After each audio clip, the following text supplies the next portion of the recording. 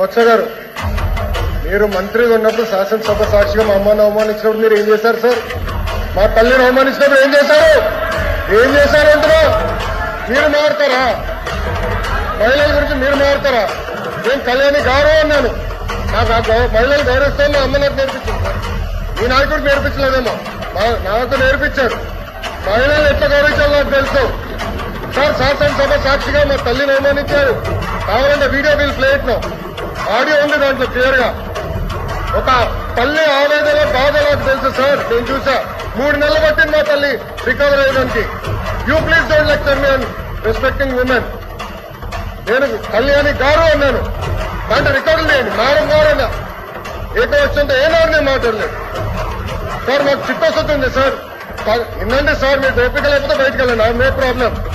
Please sir, మీ తల్లిని అవమానిస్తే మీరు return మారుతారా? మీ భార్యను అవమానిస్తే మీరు రిటర్న్ మారుతారా? మీరు మాకు లెక్చర్లు ఇస్తారా?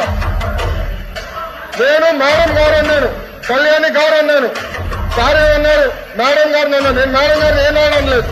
మహిళ అంటే నాకు గౌరవం సార్. ఆయన ఫార్వర్డ్ రెస్పెక్ట్ ఉంది. అరే మీకేం తెలుసా అట్లా మారుతా లూజ్గా?